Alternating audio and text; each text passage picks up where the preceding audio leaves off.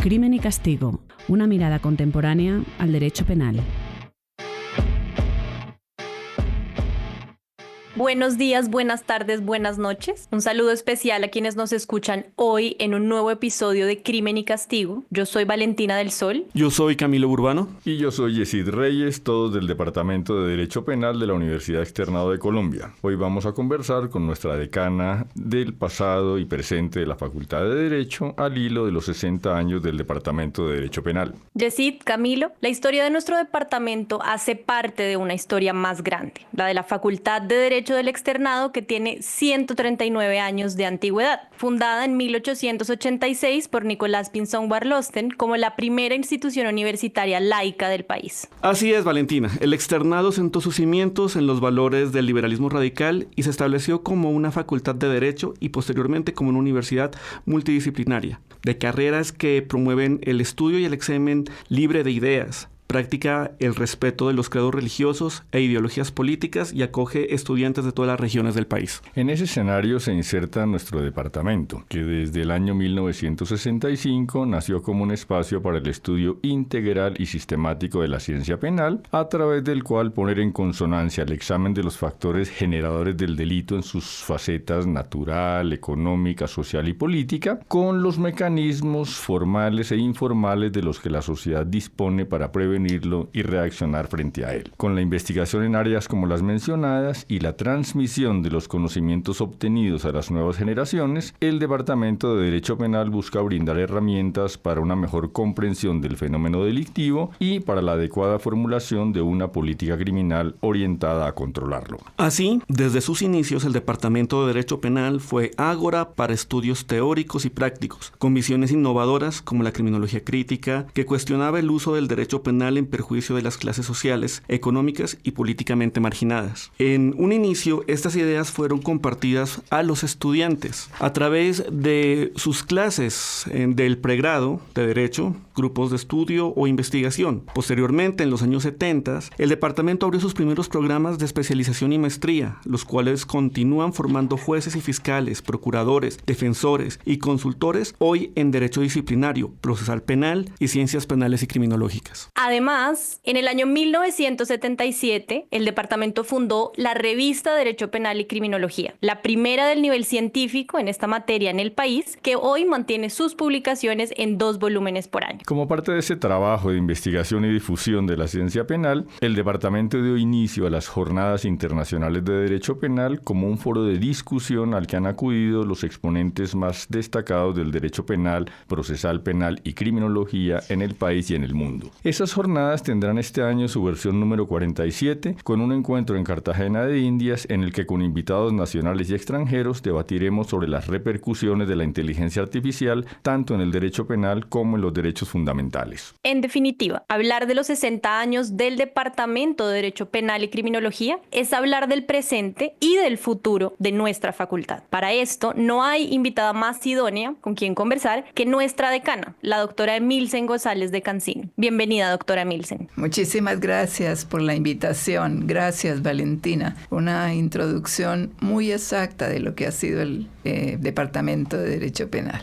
Doctora Emilsen, usted ha sido profesora del Departamento de Derecho Romano hace ya algún tiempo, pero por motivos personales del Departamento de Derecho Penal es innegable. Cuéntenos un poco sobre eso. Claro, por motivos que todos conocen, pero además, Camilo, tú eres muy joven. Yo también fui algunos años profesora del Departamento de Derecho Penal. Cuando empezó a hablarse del tema de la genética, la biotecnología sobre la vida humana, yo estuve dictando clases en la especialización y contribuí con un artículo que yo creo que ya está desfasado y que hay que actualizar en las lecciones generales de Derecho Penal que publicó el departamento. Pero claro, por razones personales, no solo fui la esposa de un destacado profesor del departamento, Antonio Cancino, sino mantuve una relación distinta a la de profesor-alumna con el inolvidable fue Alfonso Reyes Echandía. Y obviamente fui amiga de todos los profesores de Derecho Penal durante mucho tiempo. No quiere decir que ahora no sea amiga, pero ya son otros planes, ya no los tengo en casa reunidos con motivo de las jornadas de Derecho Penal. Las relaciones se limitan casi a la universidad, pero la amistad subsiste y la admiración por ese departamento. Doctora Milsen, es un privilegio para nosotros estar con usted aquí por múltiples razones, pero también,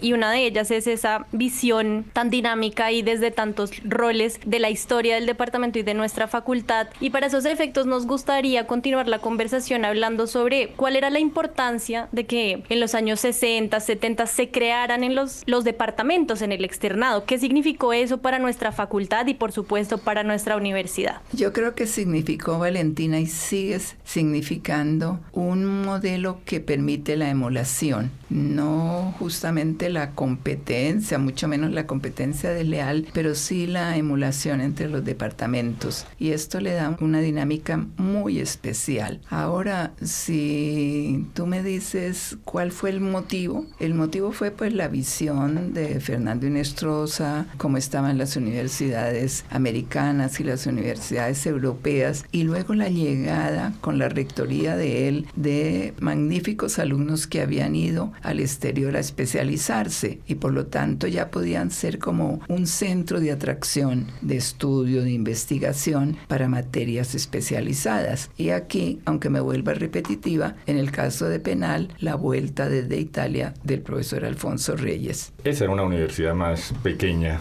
el externado de esa época. Los departamentos también eran más pequeños, los espacios más reducidos, y es muy curioso cómo el profesor Antonio Cancino terminó influyendo en otras áreas del derecho, porque conozco varios profesores del área de derecho civil que hacían audiencias con el doctor Antonio Cancino y se ufanan todavía hoy en día de haber hecho audiencias en derecho penal y de los buenos resultados. ¿Qué recuerda usted de esas relaciones entre el Departamento de Derecho Penal, fundamentalmente con el profesor Cancino, y los profesores y jóvenes abogados de derecho civil? No solo de derecho civil, el actual director del Departamento de Procesal Civil, de procesal se llama, pero en realidad está más encauzado hacia el procedimiento civil, el doctor Ramiro Bejarano, hizo audiencias muy lucidas con Antonio. ¿Por qué el atractivo? Realmente no solo la universidad era distinta, también la ciudad era distinta, y la mayoría de las audiencias se realizaban en sus comienzos en el edificio de la carrera novena con la calle 12, creo que era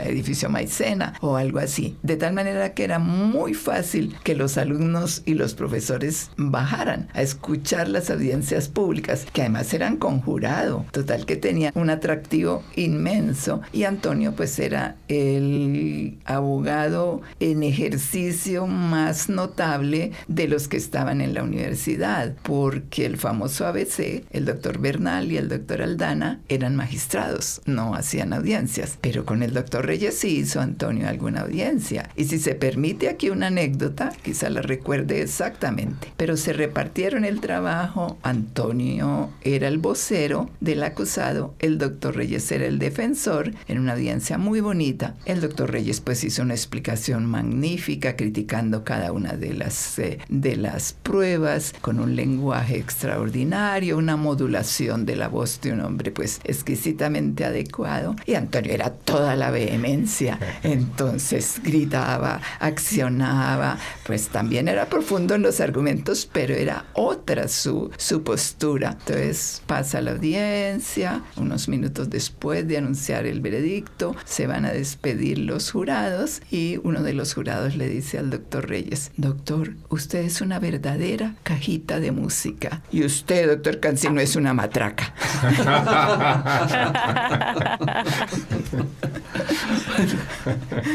Por supuesto que hay espacio para las anécdotas en este podcast, en particular en los que estamos conmemorando los 60 años del departamento, y eso me recuerda que hace poco estuvimos conversando con la doctora Norma Miriam Bejarano, quien fue la primera profesora de nuestro departamento, y ella recordaba que en su época usted era la única profesora mujer de la facultad, y yo no puedo dejar pasar esta oportunidad para que usted nos cuente un poco sobre esa experiencia que nos abrió paso a muchas que hoy estamos en la facultad. Bueno, Valentina, para ser justas, era la única mujer llamada de tiempo completo, podríamos decir, profesora de tiempo completo, pero ya desde los años 60 habían estado aquí Aide Argüelles de Monroy, que si no recuerdo mal dictaba Derecho de Menores, que estaba muy próximo al derecho penal. En ese momento estaba una profesora muy querida, Triana, en este momento no recuerdo el nombre de pila, Triana de Gaviria, la llamaban la muñeca sus compañeros, era de la promoción del doctor Fernando Inestrosa,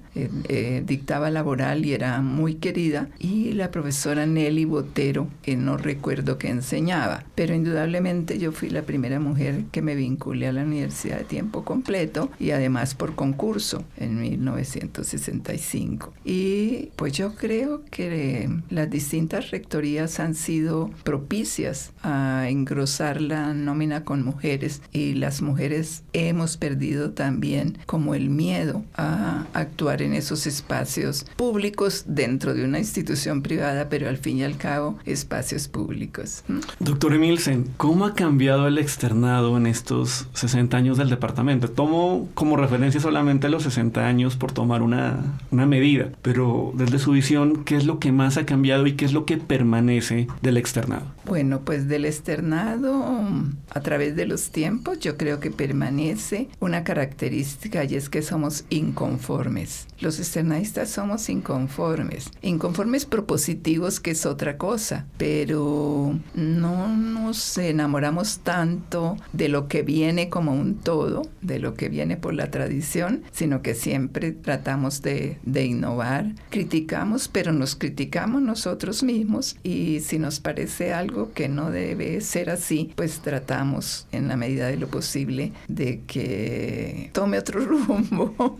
En fin, se mantiene también pues la alegría de los jóvenes. Los jóvenes no dejan de ser jóvenes. A veces cuando nos quejamos tanto de la juventud, yo digo, hace falta voltear la cabeza un poquito y mirar atrás. Lo que pasa es que ahora hay otros caminos para manifestar la rebeldía, para manifestar la alegría, la inconformidad de que hablaba, pero dejaría de ser juventud, una juventud que no tenga esa exuberancia de las maneras, de los sueños. Me da un poquito de dolor que les estemos quitando la esperanza, sobre todo a los juristas. No, es que nos va a reemplazar la inteligencia artificial. No, es que es imposible. No, es que la corrupción nos come. Y entonces, no, yo creo que hay que dar esperanza y responsabilidad. Cuánto de lo que esperamos depende de la responsabilidad de cada quien, pero no se puede perder la esperanza. Ahora, en materia tecnológica, claro que el abismo es grandísimo, pero eso también muestra una constante del externado, la necesidad de adaptarse, el gusto con que se adapta. Yo creo que fue en penal donde comenzó a darse una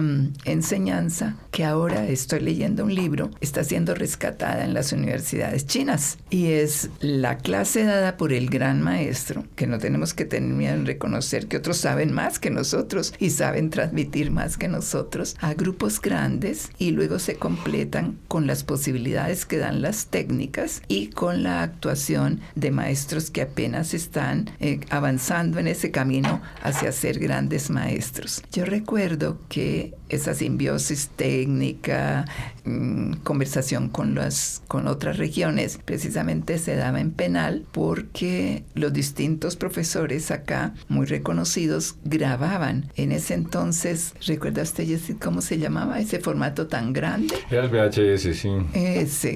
Grababan una clase y mandaban el correspondiente vehículo técnico a Bucaramanga, que era la primera ciudad con que se tenía esa relación. Allí se exponía, se difundía, como se dirá en ese entonces. Bueno, se pasaba la película que estaba allí grabada en presencia de los alumnos y de un profesor de allí. Entonces los alumnos veían esa lección del gran maestro, hablaban con su profesor que estaba presente, él respondía a las dudas, y si algo quedaba, pues se comunicaba con el profesor en Bogotá para completar ese círculo de aclaración, ampliación, profundización, y creo que dio muy, muy buenos resultados. La China lo está empleando porque hay mucha disparidad entre las 3 o 4 ciudades grandes con universidades adelantadas y las regiones y provincias muy apartadas.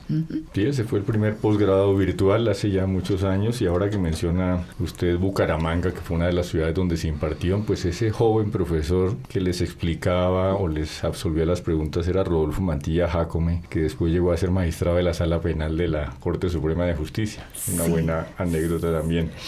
El externado a veces es conocido en algunas épocas por tener, por ejemplo, mucha influencia en la rama judicial, porque hubo o ha habido periódicamente externadistas en grandes cargos, pero eso no siempre ha sido así. No siempre el externado ha tenido grandes representaciones en cargos públicos, pero sin embargo yo tengo la sensación de que el externado siempre ha tenido una relevancia y un reconocimiento en la vida pública del país. ¿Cómo lo vio usted a lo largo de todos estos años, decana? Pues si es por ocupar los cargos, yo creo que sí no tenemos tantos magistrados de altas cortes, pero en cambio como que se ha difundido, por llamar así, se ha extendido la influencia. Yo creo que para los años 60, 70 habría sido imposible pensar en tener un superintendente de industria y comercio o un superintendente financiero, que también creo que ya tuvimos, o bancario. En ese tema pues más económico, comercial, no teníamos esa figuración, y así podríamos poner muchísimos ejemplos que en este momento pues quizá no es del caso estarlos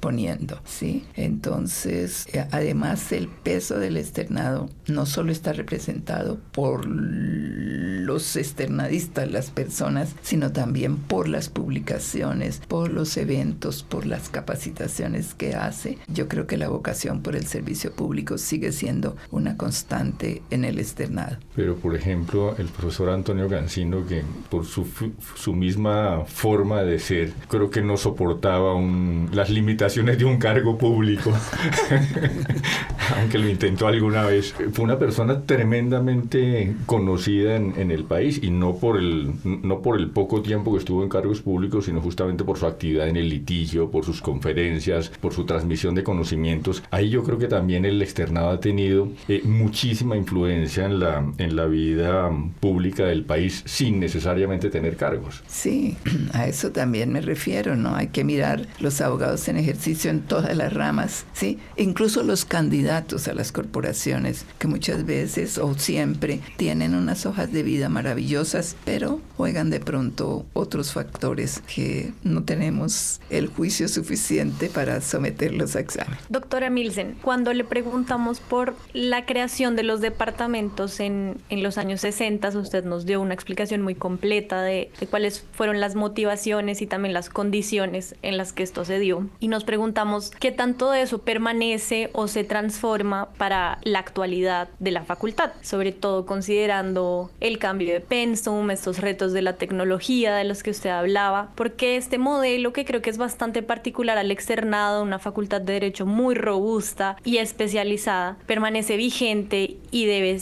continuar su proceso de fortalecimiento y de evolución. Valentina, empezaron en los años 60, pero fue un proceso paulatino. No se vería en los años anteriores a los 80, digamos, la necesidad de un departamento de Derecho Financiero y Bursátil o de Derecho Minero, ¿sí? Y actualmente en la universidad, la facultad está también en un proceso igual, lento, pausado, prudente, de fortalecimiento de algunas áreas en un solo departamento. Ya tuvimos la integración de los departamentos de Derecho Laboral y Seguridad Social con mucho éxito, una transición exitosa. Tuvimos una reorganización del Centro de Investigaciones en Filosofía del Derecho y el Departamento de Derecho Penal. Digamos, se solapaban en las tareas, podrían llegar a estar confundidas dos esferas sin integrarse de la mejor manera, y hay 4 departamentos que tienen unas conversaciones muy adelantadas para integrarse también en un departamento piloto, que son los departamentos de Derecho Comercial, Financiero y Bursátil, de los negocios y Derecho Económico. Entonces,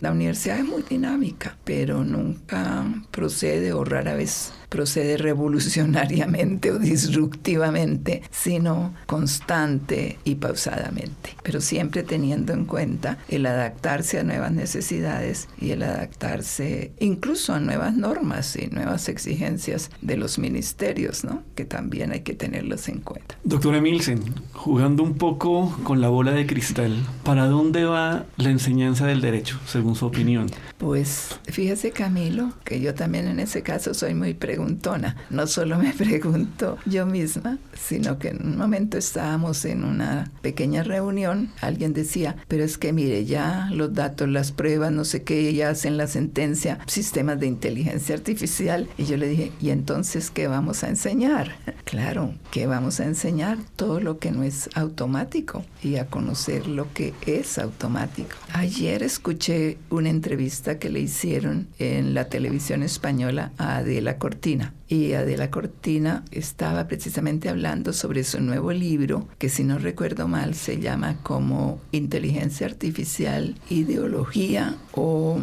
Tecnología, algo así, ¿no? Y es un poco qué tanto del discurso sobre lo que es, lo que puede hacer, lo que será y la necesidad de adoptar la inteligencia artificial para todas las ramas de la vida es ideología y comercio, y qué cosa es verdadera y cuál es el papel de los humanos frente a la inteligencia artificial. No puedo dejar de preguntarle algo, doctora Emilsen. Usted siempre ha estado a la vanguardia de la tecnología. De hecho, sus escritos y sus estudios en genética y bioética han sido revolucionarios y es un tema muy poco estudiado en Colombia, lastimosamente. Estas nuevas tecnologías, ¿cómo juegan actualmente en la enseñanza del derecho y en la concepción que las personas tenemos del derecho? Todavía falta mucho, Camilo. Es obvio que falta mucho en formación de nosotros los profesores y también porque allí es necesario comprender y lo que han dicho justamente los físicos, los tecnólogos, lo que ha dado mayor velocidad al adelanto